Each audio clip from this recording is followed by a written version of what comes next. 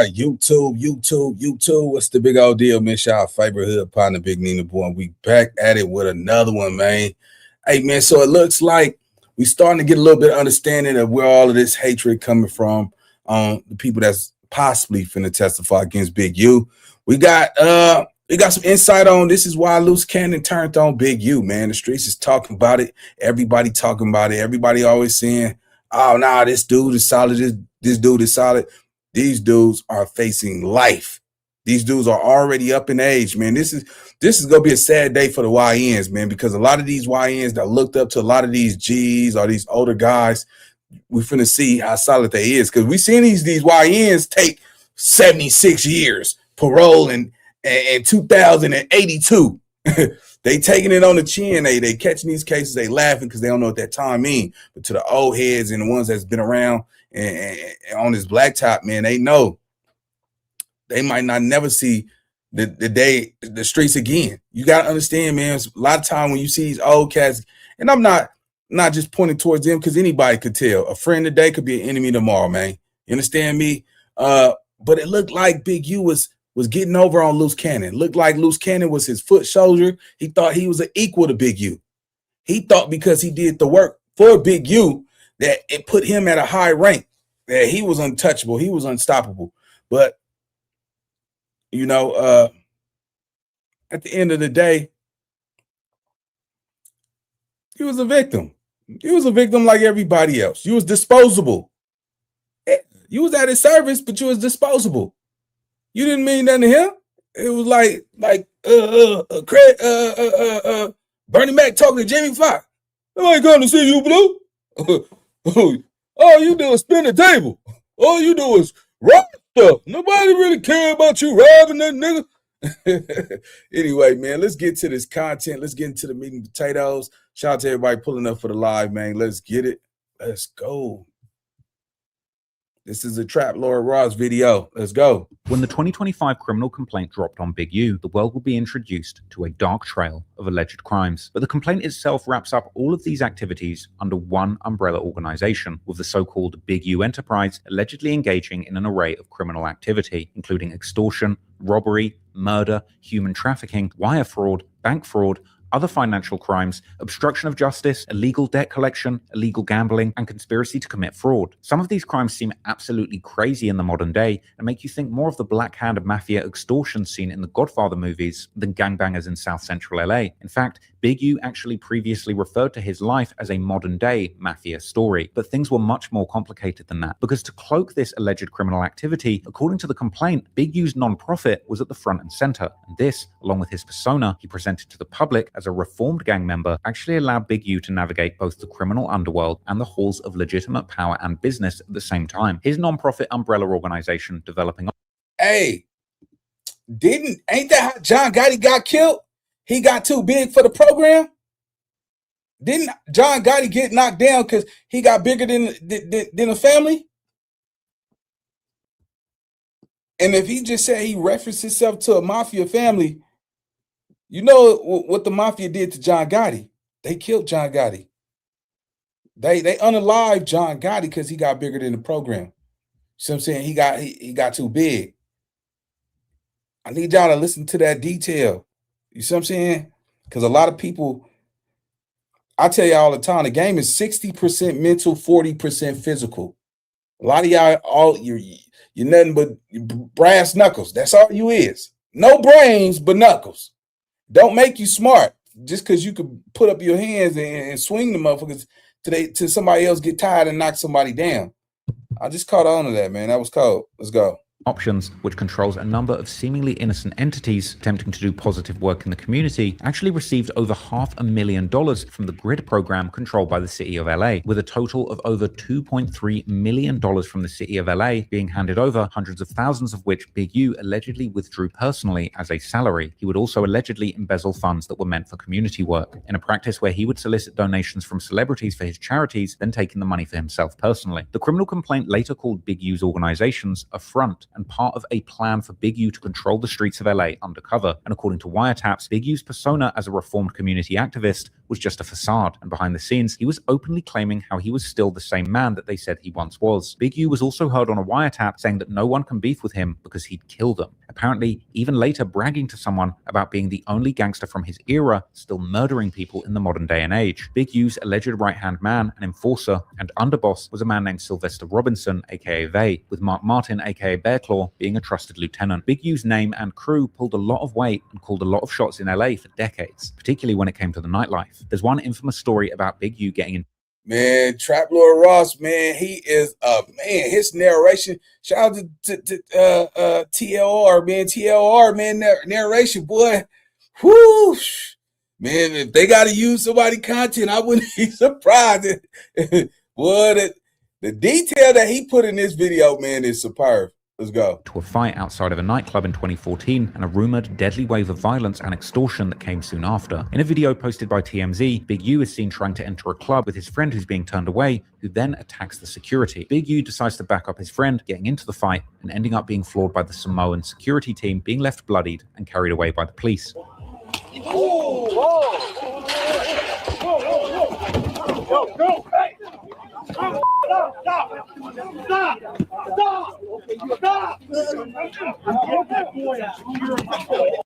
This is for educational purposes. We do not wish to exploit any type of violence or criminal activity on this podcast. We just want to show it for educational purposes. As y'all see that the screens are blurred. Let's go.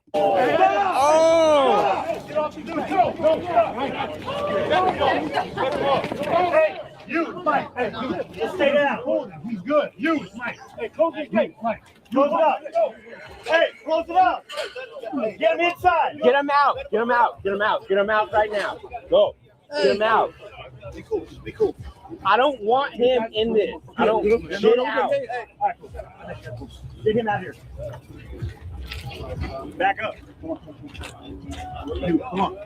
You. Big you straight up. Huh?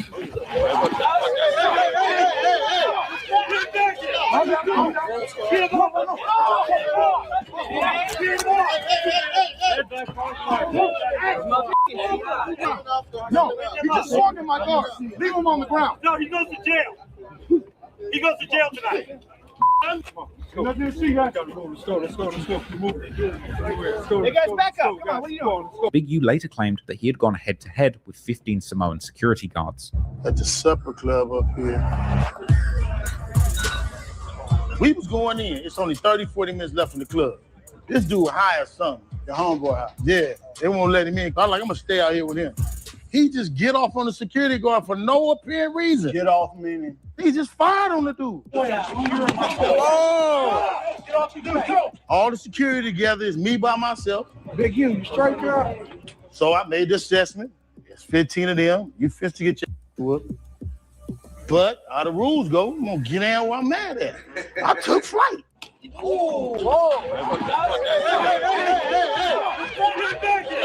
So when I'm on the ground, I'm wrestling with the one dude came and kicked me. If you look at the film, he kicked me in the side of the face.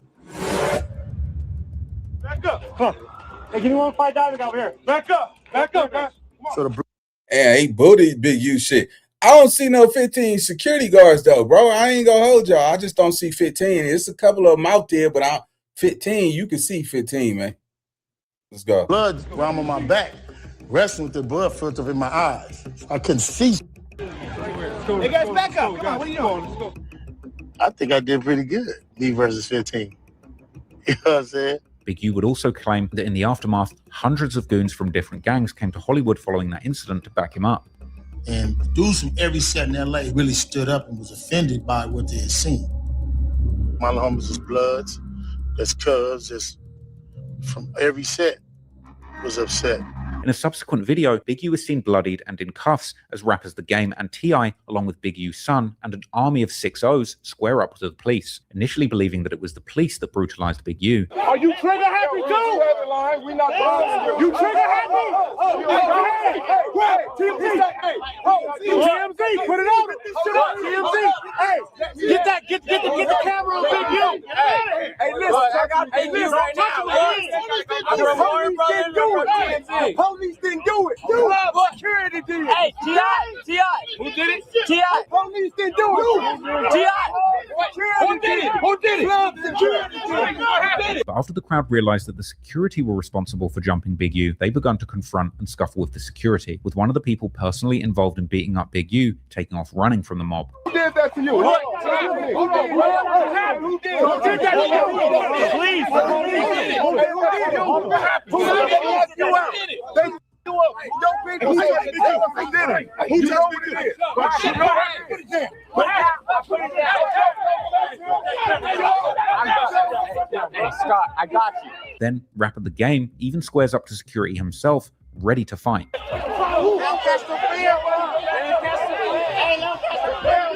Look at Game sweating the security right now on the police.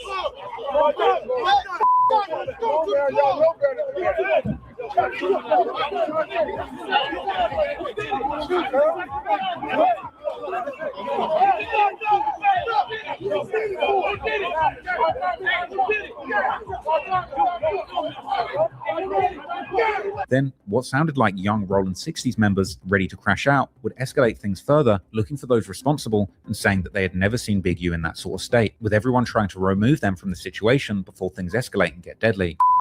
I'm talking to you, 6-0 trip. I ain't never seen my like that. Who hit you though? Who hit you? Hey, what happened? No, I can calm the whole situation down. What happened?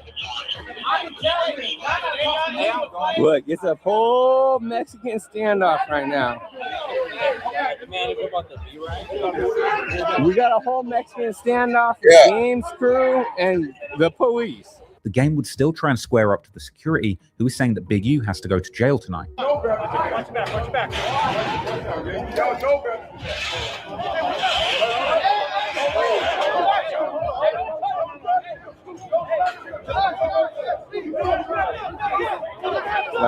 The whole situation was a mess, and according to one rumor, this actually led to a gang war between the Rolling 60s, backed up by other gangs, and the Samoan security gangs that run the nightclub doors in Hollywood, with Big U saying in his Hip Hop Uncovered series how things got so serious that 4 to 5 people were expected to die over this, with some Redditors even taking this to mean that 5 people had indeed lost their lives as part of this beef. It was a lot of violence against just clubs and security against clubs, and people expected 4 or 5 people to die.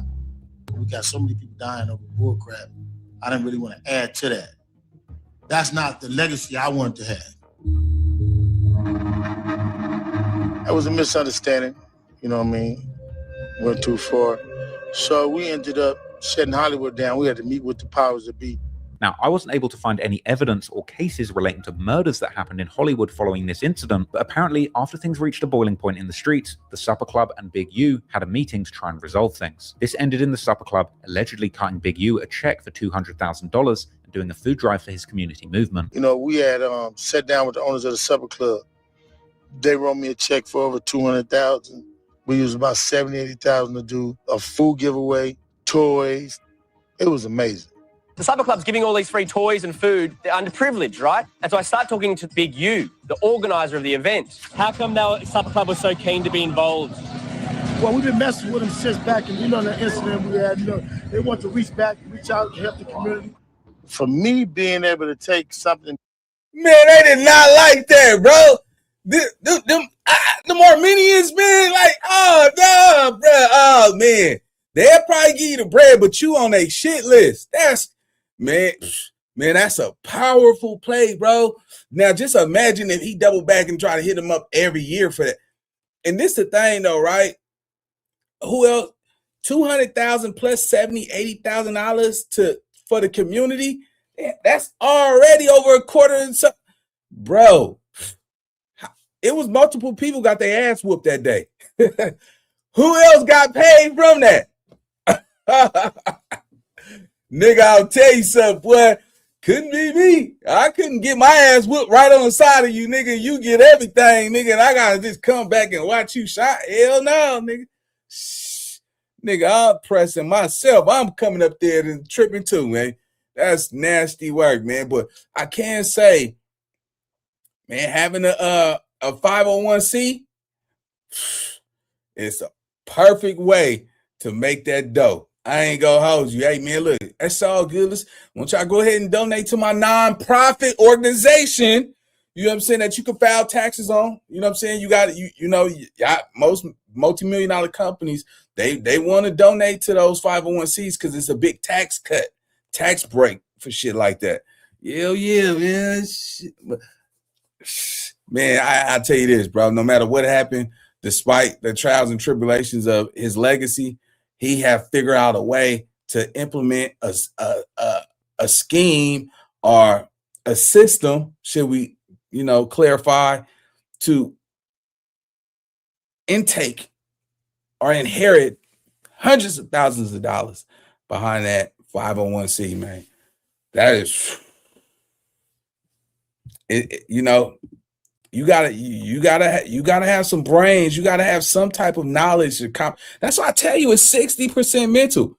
Y'all notice he doesn't cuss. You don't never hear him use profanity whatsoever. No profanity at all. But behind them closed doors and shit, yeah, nigga get cracking on a nigga. So yeah, man, you got it, man. Come on, man. Let's go. Bad that happened for me and turn it into a positive instead of continue to let it be a negative. That's what I'm all about. Supper Club later put out a public statement suggesting that Big U was the victim of a rogue security officer who took things too far, saying that Big U was not arrested and had no part in the violence, with club owners distancing themselves from the security that were working that night and promising that they would never book them again. Clearly, Big U was flesh and blood, like any man, and could also be caught slipping. But just as clearly from what came after, he was a formidable force in the streets who wouldn't accept this kind of violation lightly, and nightclubs would seemingly be a regular target for extortion attempts by the Big U enterprise. The 2025 criminal complaint would outline a situation where Big U shook down club owners, promising them T.I. and Wiz Khalifa to turn up to an event in exchange for 33% of the profits. These artists never turned up, but Big U demanded a $30,000 payment from the club, plus more of the profits, despite not keeping up his end of the deal, with a taped recording. Oh, nigga, man, hey, them Armenian mafias and all that, man, listen, bro.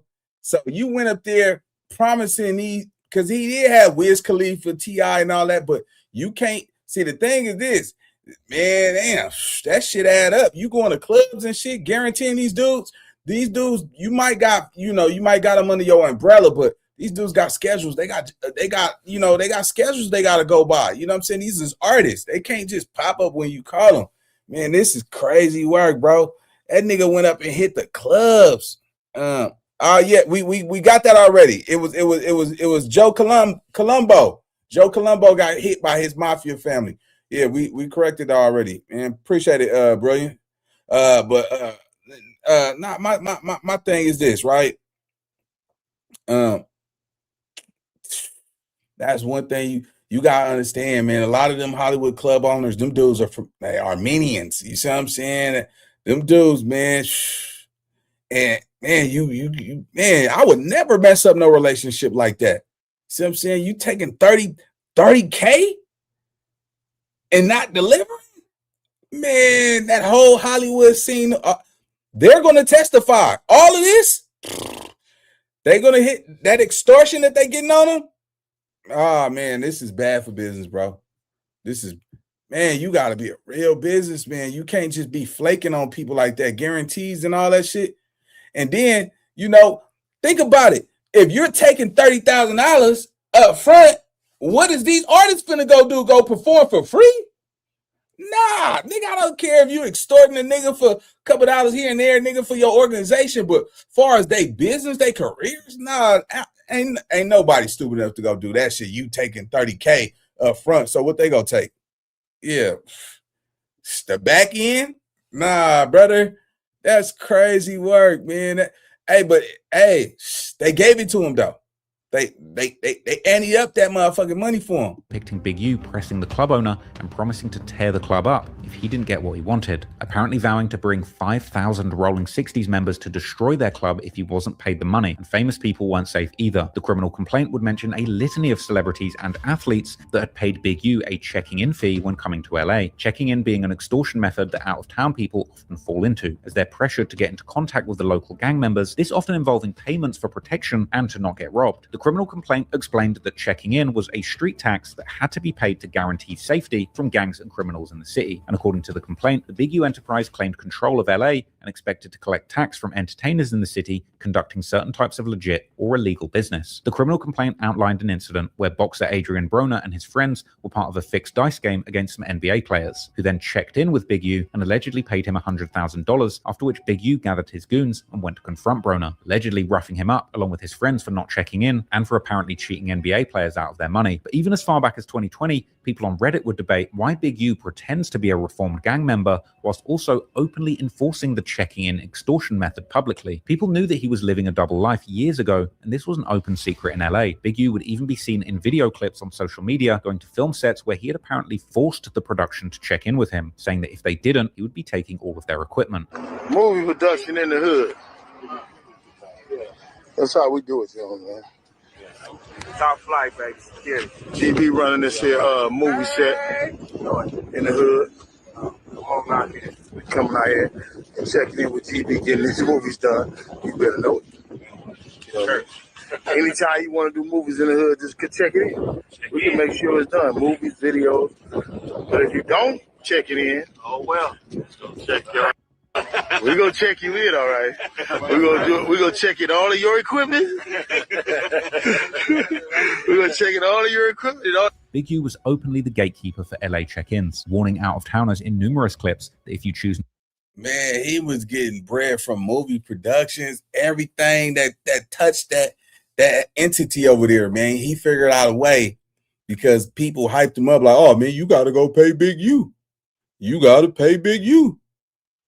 And, man, that's what I'm saying, man. Like, you know what's smart, man? If you go be a boogeyman never show his face. You send your number two, your lieutenants, your sergeants, and all that shit, man, to go handle your business. You see what I'm saying? Kings don't actually go out there and touch the people. You know what I'm saying? Before Big U ever came home, his name was ringing bells before he came home. Niggas used to always talk, and it was niggas that was probably 2-4 years older than me back then was saying Big U name. And the cold part about it, he been in jail all that time that I knew that these niggas didn't know him. They were just going off the stories they heard. But just imagine if he just never showed his face. You know how powerful that would have been? You know what I'm saying? But he was out. You know what I'm saying? He had that type of power where, you know, drop that nigga, whoop that nigga. You know what I'm saying? And never showed his face. Man, he would never be in this predicament, bro. Never. Nobody would know what he looked like. You see what I'm saying? Cold game. But just to see how he did it, man, it would never be. This a one and done. A nigga never be able to pull this again. You got to do something super strategic, super educated, because, you know, it's a lot of air holes in this. You know what I'm saying? And it was out in the public. It was wide open.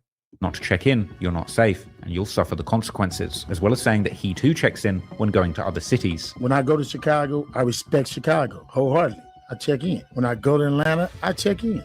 When I go places, I check in. And I don't think nobody is safe. I know dudes right now from LA who are actual gang members who have been robbed for their jewelry, who real killers, like who really real killers. Like if he ever find out who did that, he gonna knock everybody down. You understand what I'm saying? You just caught slipping. You know, that's how.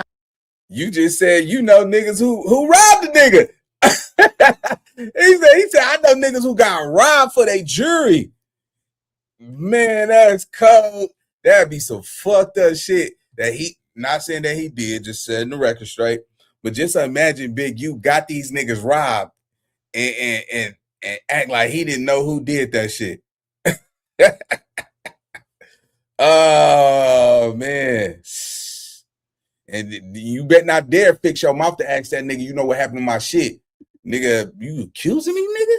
You about to get dealt with. That is, you know what I mean? And you try your best not to be slipping. And if you have the means not to, why do it? You know what I mean? And it's just about, sometimes it's about respecting, you know, yourself and then trying to get home. So, I mean, you know, I hear a lot of back and forth on that. But, I mean, I don't know that it's a perfect answer other than me, myself, I check in. But it appeared that Big U even had issues with podcasters like Gilly and Wallow of $1 Million worth of game. Gilly and Wallow, they got a problem. I come to Philly, them the only two dudes I'm looking for. I don't got no problem with nobody else, no beef with nobody else but Gilly and Wallow right now. Whack 100 and Luce Cannon would both tell academics that the Rolling 60s, on the orders of Big U, once stripped Gilly and his son and sold their jewelry for $100,000, with Whack 100 also revealing that Nipsey Hussle allegedly ended up giving Gilly $20,000 back because he felt bad for him. Man, you better ask Gilly. Gilly, no? No, Gilly got stripped down by the homies because of You're Big lying. U. Wait, Gilly? Yeah, the homie Rose and them stripped. We're talking about Gilly the Kid. We're talking about the guy with the podcast. We're Yeah, talking of about course. $1 million worth of game. You got Now you see that? What did Luce Cannon just do? What did Luce Cannon just do? That's dangerous. So, let me tell y'all something. Luce Cannon was new. He was new on the scene right there. How did Luce Cannon get that interview? What phone calls had to be made for Act to take a regular LA gang member who ain't had no motion, no views, never heard of before, and put him on a major podcast like Acts? Hey, yo, I got an idiot that's finna come up there and tell you everything. What happened to Gilly and Wallow? Because I'm pretty sure that person who called him already laid that shit down to him. You see what I'm saying? He went up there to tell on Big U. To turn on Big U. And it's fucked up because you put Rose name in that shit, and this is alleged. So hopefully that this not even true. Let's go. his son stripped down, and they stripped down Gilly. What do you like for what? Like what? What do you mean? Gilly never got robbed though. Yeah, him and his son got stripped. They stripped him in the 60s. Big U lined them up. They stripped him, took all their jewelry. The man did it, came on the stage and said he did it. And they get mad at me like I did it. I ain't did it. I ain't do it. I wasn't there. No. What mad at me for? Gilly official from Philly, man. Gilly not Yo! going back. Gilly wasn't had his hands up in the So now I gotta assume Rose admitted that he did it. But Rose don't give a fuck if it, I mean, you know, I don't think that he could, you know what I'm saying? Rest in peace to Philly's you know, Gilly the Kid's son, rest in peace. You see what I'm saying? But you know, I would only have to assume that Rose allegedly, if that's what he's saying, because Luce Cannon said it. I remember Rose getting on one of them clubhouses, you know, I thought I heard on one of the audios, but if he confirmed that shit, Luce Cannon confirmed that shit, there ain't nothing else you can say about it. You can't say it didn't happen. You know what I'm saying? We already know that Nip gave up 20 bands just to make something right. You know what I'm saying? That 10,000 for you, 10,000 for your son. That's fucked up, nigga. You know what I'm saying? And then you hear Big U saying, only problem I got with niggas in Philly is Gilly and Wallow. This is gonna play out horrible in court, bro. Let's go. The mother there with his two kids, a father that couldn't protect his two kids. That's what he is.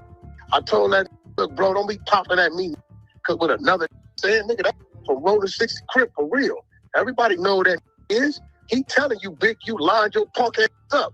Now, if you got your ass robbed over there, you and your kids, he said Nipsey went over there and gave it 20,000 because he felt bad for him. However, it seems that whatever may have happened, Gilly would repair the relationship with Big U, as they could later be seen acting very friendly with each other. But no one was safe from the Rolling 60s extortion racket. But it seemed that the biggest targets were grey market businesses that couldn't rely on the law to protect them, particularly unlicensed smoke shop dispensaries, with Big U and his henchmen allegedly running an extortion racket where they would charge protection money to a store and rob them if they didn't pay up. In some cases, robbing them and giving some of the proceeds back if they agreed to line up other robberies and to prove what they were capable of doing. Footage of one armed dispensary robbery allegedly carried out by Rolling 60s on a dispensary that happened to be owned by Nipsey Hussle and Black Sam would even circulate on Reddit. And this is where Luce Cannon enters the picture. According to some sources, Luce Cannon, real name Tremaine Ashley Williams, had a tough upbringing in South Central LA, losing his father to a death sentence in prison. Luce found himself deep in the politics of LA streets and prison yards, eventually turning to the music business as a producer, making beats for people around him like Nipsey and Draco the Ruler, before turning to rapping himself, collaborating with Nipsey Hussle during his company. Cut, man. We got to stop that shit. Cut, bro. Cut, bro. The nigga said, hey, do y'all remember that video footage where he said he produced for Kodak Black, Who else he say? Jay-Z, Kanye, all that shit, man. Like, come on, nigga. Then he say he got something that he can't tell everybody when it's dropping it. Man, come on, man. We could track production credits, bro. That nigga, boy,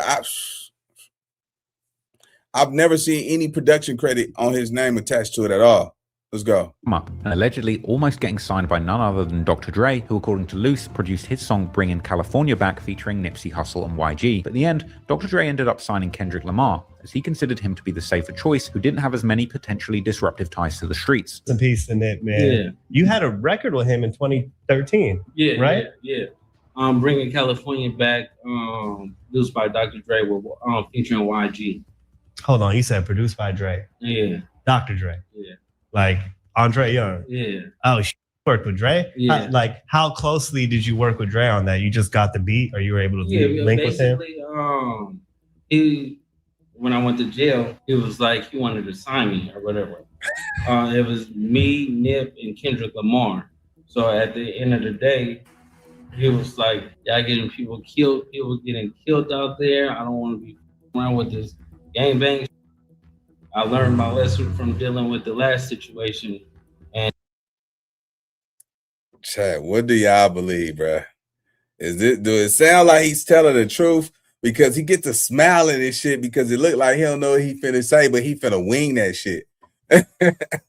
A habitual liar, bro. I'm not saying that it could be true, but it's just hard to believe him. Wanted to sign me or whatever. Hold on, let me go. It was me, Nip, and Kendrick. To rapping himself, collaborating with Nipsey Hussle during his come-up, and allegedly almost getting signed by none other than Dr. Dre, who according to Luce produced his song Bringin' California Back featuring Nipsey Hussle and YG. But in the end, Dr. Dre ended up signing Kendrick Lamar, as he considered him to be the safer choice, who didn't have as many potentially disruptive ties to the streets. Some piece in it, man. Yeah. You had a record with him in 2013, right? Yeah. Bringing California Back, produced by Dr. Dre, with featuring YG. Hold on, you said produced by Dre. Yeah. Dr. Dre. Yeah. Like Andre Young. Yeah. Oh, worked with Dre? Yeah. How closely did you work with Dre on that? You just got the beat, or you were able to link with him? When I went to jail, it was like he wanted to sign me or whatever. It was me, Nip, and Kendrick Lamar. So at the end of the day, he was like, y'all getting people killed. People getting killed out there. I don't want to be around with this gangbang. I learned my lesson from dealing with the last situation, and he chose Kendrick Lamar. That makes sense. However, in another early interview, Luce would also imply that he was in fact the producer of the song, making the melody of the beat with a church piano while being locked up. So you basically wrote everything. Did you produce that track too, right? Yeah, I produced it. I did everything. So when you're in jail, how were you able to kind of make that beat? They had church, right? Okay. I used to go in the church, use the keyboards like that. That's how I did it. And it came out dope. So come on, man. That was the first song I actually. Come on. So the nigga said he went to church in jail and used the keyboard to make the beat. Come on. So look, I just went and looked up the record, right? And nowhere does it say produced by Dr. Dre, bro. I ain't gonna hold y'all. Yeah. That is just nasty work, man. Fame is a drug, bro. Let me tell y'all something. Don't wish for fame and all that shit, man. That shit are just being an influencer. That shit is exhausting. It brings you anxiety, especially when you're a real street nigga. You know what I'm saying? You gotta always be on guard. You don't know what operation the nigga standing on. So you gotta be ready to do your 1-2 because you never comfortable in those environments, bro. You know what I'm saying? Just imagine you standing outside. You got funk from niggas from 15, 20 years ago, and niggas is on their phones everywhere. And yeah, that nigga go out, that nigga out here with no blower. Yeah, he outside, nigga by himself, nigga trying to prove a point, man. Let's get on this nigga, man. We finna get down on this nigga.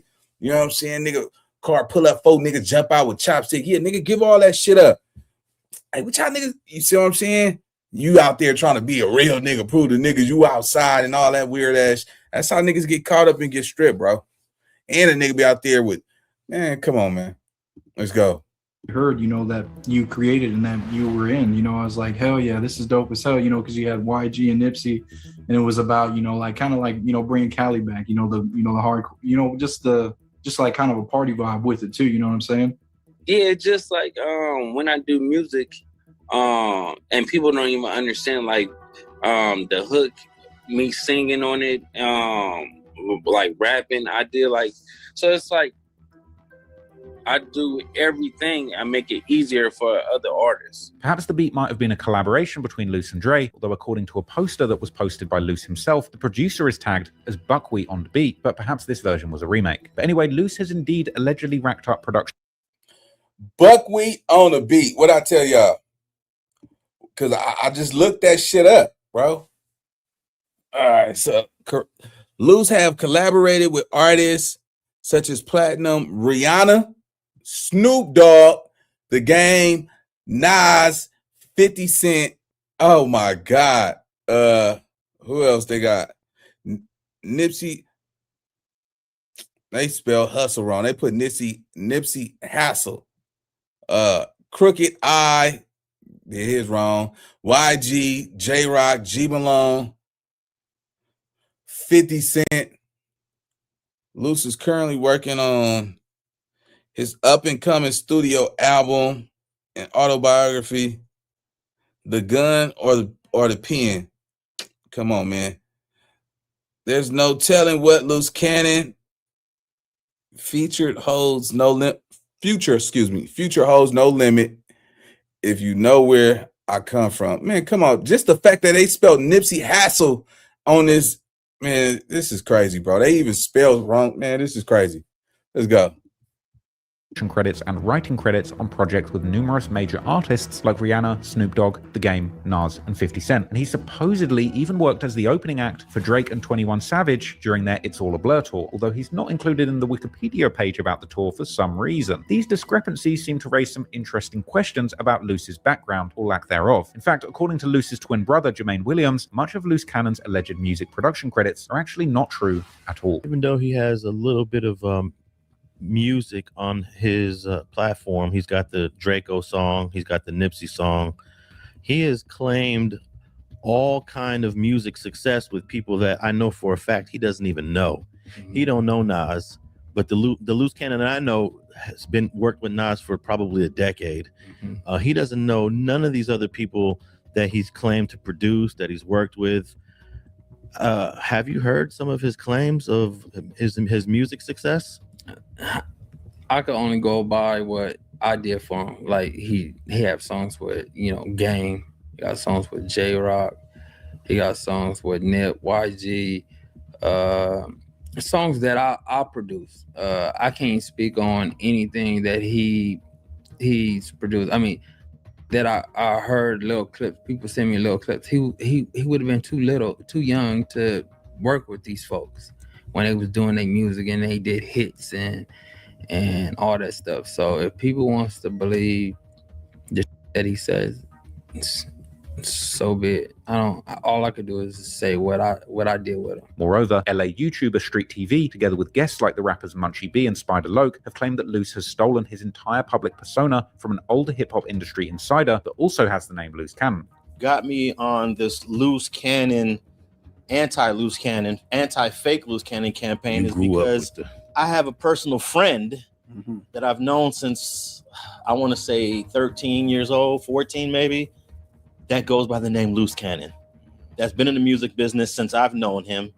That he's introduced me to some of the biggest rappers that I've ever met. I met them through the real Luce Cannon. Because you guys, I believe this is the reason why Luce Coochie Lips Cannon chose Luce Cannon as a name to run with, because of the credits that were already attached to it and the lack of a apparent profile that was so obvious. Because if you from rolling anything, especially 60s, I don't care if it's 90s, 40s, 30s, anything, and you have a name that includes O's, to eliminate the O's is so contrary to what we do when we play with words and represent what we represent. He had to take that name for the purpose of receiving the exact same credit that your partner was getting. The real Luce Cannon hit me up during the MySpace years. That's what it was, MySpace. And he asked me, who is this dude, Luce Cannon? He's supposed to be from 60s. And I remember I think he called Steve Lobel because he knew Steve Lobel was tapped into the 6-0s. And he said that I think Steve Lobel told him that, it ain't nobody. There's nothing to worry about. Oh, my mama, dad, homies, daughters, lokes, loved ones, everything I love and live for, my sister and my sons. Just the same thing I did. It wasn't Steve, but I hollered at Big U.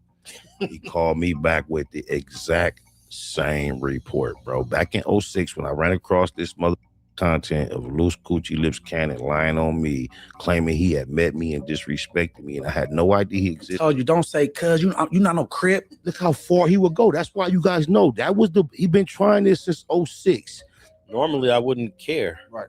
But I grew up with the real Luce Cannon. Right. The real Luce Cannon is getting calls all the time about what this dude is doing, about claims that he's been with other celebrities that the real Luce Cannon never been with.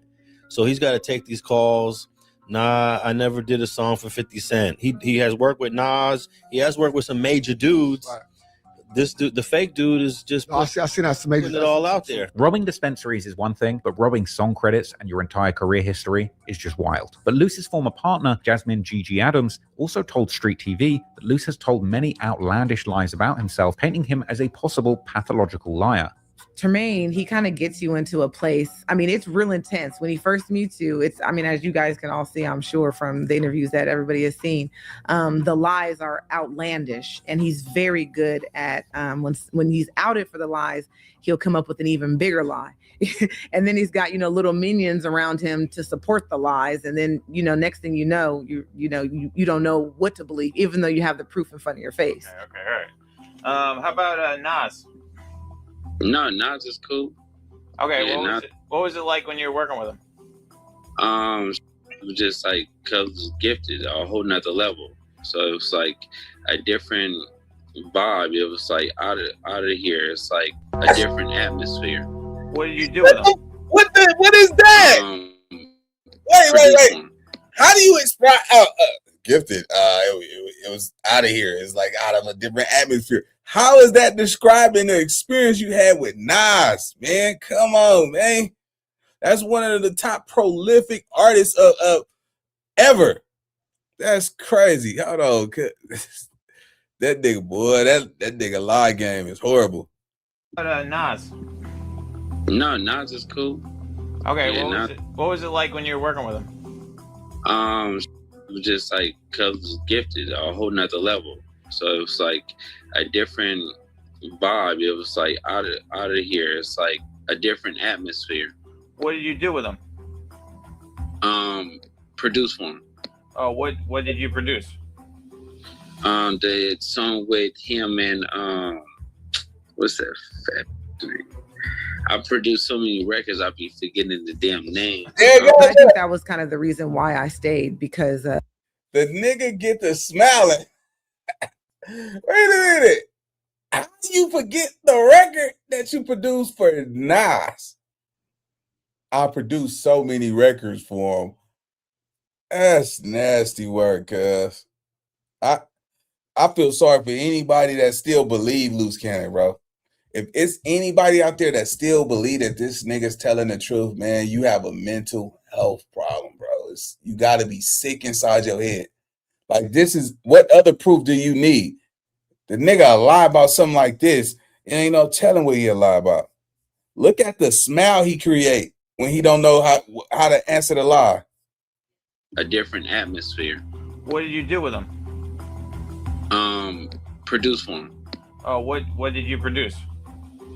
The song with him and what's that? Factory. I produced so many records, I'll be forgetting the damn names. But I think that was kind of the reason why I stayed, because the fake Tremaine didn't have, it's not like he had tons of money or anything when I met him. So I think it was more so about myself. It was just me. When you look back at it, was there anything about him that you actually liked? He was very persistent. He was very persistent. he was showered you right away with just like flowers, very persistent and, taking you out, kind of just treating you like, like a lady. He never pressured you for sex or anything like that. He was just very persistent, kind of came off as a gentleman.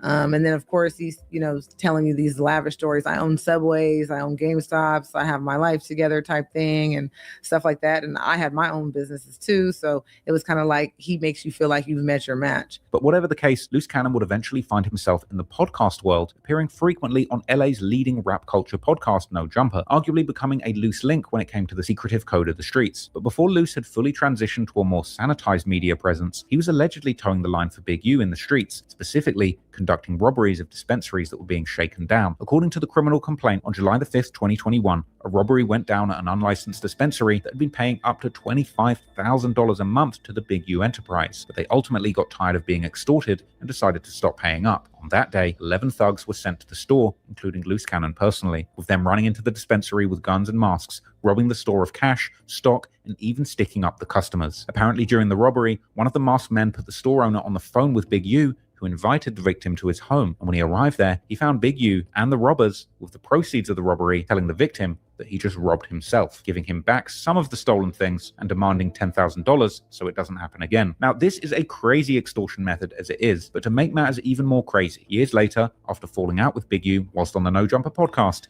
Luce Cannon would discuss this incident openly, saying how he found it strange how Big U would send them out on robberies and then the victims would later turn up to take their things back. So basically it's like, cause he'll be like, he'll manipulate things. Like we'll go and do something, and as soon as we do it to show up to the house like 10 minutes later when we trying to, counting everything, right? And we be like, how do they get that? Oh, well, we're gonna just give them like $40,000 back and stuff like that. But cause it's actually putting us in paperwork, right? Luce also claimed that Big U had supplied guns to the homies, but noted down the serial numbers for these guns as collateral. Seen it get like 20 guns, and when he got 20 guns, he's selling them to the homies. But I'm like, why are you writing down the serial numbers? So it's like he was doing like that, and I didn't catch on. So it was like I'm waking up now. You get what I'm saying? Because I'm his right hand man. You get what I'm saying? So when it came down to like dirt and stuff like that, I'm gonna get it. Do you get what I'm saying? Ultimately, it would seem that Luce Cannon's fallout with Big U was a big contributor to his downfall, as Luce would go on podcasts and lives on his own social media and speak openly about illegal things that he had done under Big U's leadership. Another crazy situation that emerged in the... So, you see what I'm saying? He had that idea that, I'm Big U right-hand man. Nobody come to see you. You disposable. Yeah. What you thought you thought you was that? Yeah, look at your motherfucking ass there. Yeah, nah, you bad, right? Look at your motherfucking ass now. Yeah, thought you was important. He used you like a bro. Yeah, he didn't give a shit about you, nigga. Hell no. Then what you do? Yeah, I'm gonna go fuck with Cash Jones then, nigga. Yeah, nigga, I'm gonna go ahead and switch set. So you switch sides on his ass. See what I'm saying? Y'all gotta understand something, right? This is chess, not checkers. It is absolute, make no doubt about it, right? Yes, his reputation is on the line. But what do reputation means when it involves you spending the rest of your life behind bars to prove to everybody that you're solid who don't give a shit about you anyway? You see what I'm saying? Nobody from Rolling 60s is ever going to respect him if he stay there. Oh, you got my respect. Respect don't pay no bills. Respect don't take care of his children. You know what I'm saying? Why would that man stay loyal to some niggas that don't like him? They been wrote him off. Look what Big U allegedly did to him. Nigga, sit that nigga on, help make him rich, allegedly, and then threw that nigga to the wolves, to the streets. So why would he save somebody who don't give a fuck about him? I mean, it's common sense, man. The math is mathing on this. Make no doubt about it. I do not believe that Luce Cannon is finna hold up. The nigga lied about producing music for Nas. I produced so many records, I don't even know the name. Come on, my nigga. So y'all gonna believe him when he say he's not gonna testify on Big? Man, come on. He's just finna sit up in there and, man, his daddy was a rat. He's finna just sit up there and just do all that time for a nigga who didn't like him and for some respect for some people who don't give a F about him anyway. Most likely he's gonna fold, man. Cause look, his wife left him. You know what I'm saying? Gigi already told him, nigga, look, she already knew, nigga, what? Come on. You can't take back the robberies that you committed. You go do that time. So he go try to get up out of there early. He's going to have to give up Big U. Criminal complaint and on a podcast was an apparent run-in with the rapper Meek Mill, where Luce and other 6'0s had allegedly grabbed hold of Meek at a venue and threatened to kill him unless Rick Ross, Meek Mill's label boss, gave them $50,000, which was apparently paid up. I heard Wack on the interview talking about what I did to Meek Mills. Wait, you did something to Meek Mill? Oh Lord. It said y'all was trying to kidnap him. No, that's cap. There was a big U portion of it.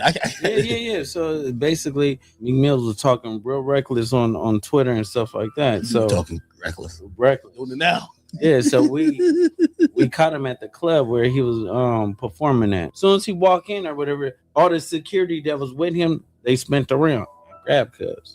Get on the phone with Ross. Honey, all right, that's enough now. We're not gonna tell all the details. No, we gotta hear this one. I said, get on the phone with Ross. Now this one gonna go high. What? Get on the phone with Ross. Neighborhood Crip. So he got on the phone with Ross. I took on the phone with Ross. Wait. Because we needed that bag, or because was. Oh, he owed y'all money. No, he didn't owe no money. We took the money. Oh, this was extortion. Oh, not extortion. All right. See, yeah, we don't want. See, I might have to probably bail him out after this we interview. don't want to. No. We'll just say Meek Mill snitched on him. It's fine. Meek ain't gonna tell. Look, we don't want to get the extortion part. It was just a business transaction. You give How much I charge him? 50. That's it. 50,000? Yeah. I hear Rose. Hey, look, I got this. You got this artist you pumping. You don't want this to get out. We need 50. He brought 52, Crenshaw, and 48. He brought that money. He brought it fast. And when he brought it, I hit Big Useless and said, we on our way. Gave Meek Mills his stuff back and left. Now, for the record, Meek Mill later denied this, and if one thing's clear, Luce Cannon is certainly somebody that will happily lie for clout. But Luce was seemingly so fresh out the streets, he didn't seem to realize that he shouldn't have been talking so openly about these crimes on podcasts. Combine this with the comments that he made about Nipsey Hussle's death and the subsequent cease and desist Big U sent to No Jumper, it was then emerging that Big U had a serious problem on his hands, as the inner workings of his street empire were now being aired out on podcasts for the whole world to hear. Apparently, as a result of a fallout between the two, Luce Cannon was now openly disrespecting Big U any opportunity that he had. But this wasn't just a spontaneous switching of sides. In actual fact, it seemed that Big U's downfall was orchestrated by one man, a former friend turned mortal enemy named Wack 100, who after befriending Big U's former enforcer Luce Cannon would discover a shocking revelation that Big U might have been involved in a sloppy murder in Las Vegas, with Wack ultimately conspiring to drip feed the information to the public and Big U himself in order to accelerate the downfall of his former friend turned enemy. But Wack 100 couldn't take all the credit, as the reality is the downfall of Big U was seemingly his own doing, as the 2025 criminal complaint would reveal just how dark and badly executed this alleged murder was. But despite this, it would be 4 years before anyone would learn the details, and by then it would be far too late for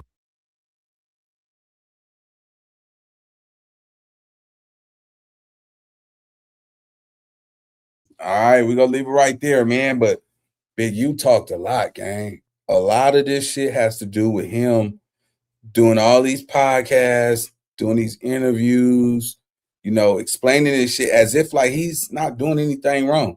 And you got nobody to blame but yourself. This is gonna be a cold part of accountability that we're gonna see how people lay this shit out, because you can't point the finger at nobody else but yourself. It's a price for this life, though, man. You gotta understand it is literally a price for this life. And most of the time, when you having it your way, you got the money coming in, you got the house, you got the cars. Yeah, it feel like you're on top of the world, but none of this shit is forever. None of this shit is permanent. You can't take this shit with you, gang. None of this shit, like it was people that was balling in 2005. They not balling no more in 2026. The people balling in 2017, 18, 19, 20, shit, all the way to 23. Now they going downhill. Out with the old, in with the new. See, a lot of times, a lot of people be, if you ain't making this type of money, get away from me. Those are the type of people that's going to go downhill, because, you forgot that you was born poor too. You see what I'm saying? A lot of us, man, the goal is to make it about this shit, not to stay in this shit and make it and still, have that same mentality, bro. You got to change. You got to make that executive decision to change. The moment that you decide to change, bro, your whole life is going to turn. A lot of people go not want to hang with you no more because you don't do the same thing they doing. A lot of people ain't going to come around you because you got to work. You got to hustle. People like people that do what they do, and that's do what the Romans do.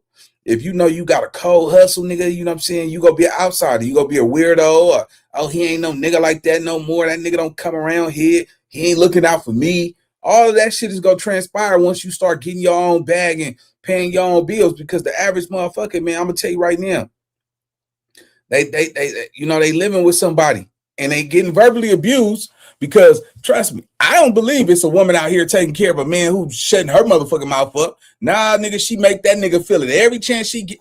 Why the fuck you put that in my son? Why you drinking on my son cup?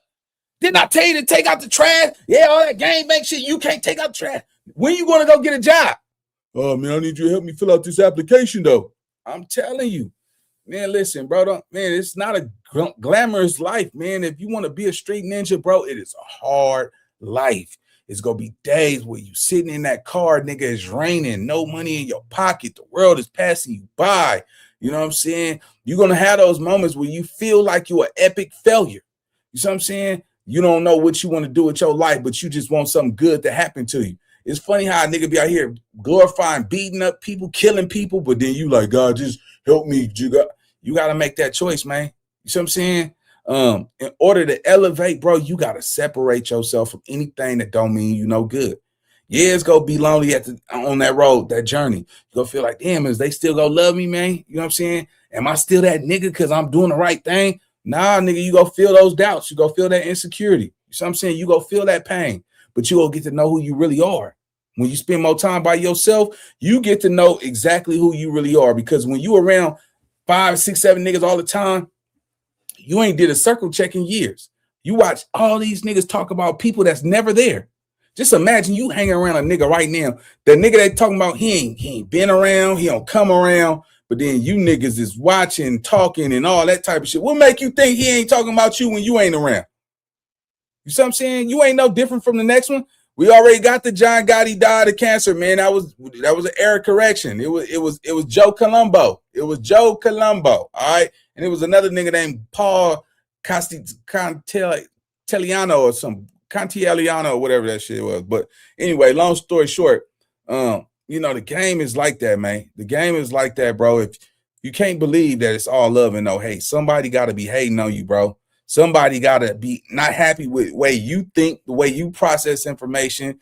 And somebody's going to always trying to put you down because you in a better position than them. They might feel like they better than you. You got to realize, man, in these streets, nobody born a savage. You got to be taught to be that. Nobody born to hate people. You got to be taught to hate people, man. And once you realize that shit, that hate is taught, it's taught in your own community. It's taught in your own backyard. Just watch the nigga that's talking about niggas that ain't even around them. Just watch. I guarantee you somebody right now knows somebody who's talking about somebody who they ain't even talked to, ain't seen in a long ass time, but they over here just talking about that nigga. Just because they feel like, man, he come where he come from, he ain't fucking with me, but if he do come around, it's all good. Man, y'all got to be careful from that shit, man. Anyway, that's my time, man. Y'all like, hype, and subscribe, man. Shout out to the 333 people in here. We got more content coming on the way. When y'all get a chance, man, make sure y'all hype up this video so it can get through the algorithm. I'm see y'all next one. Let's get it. Let's go.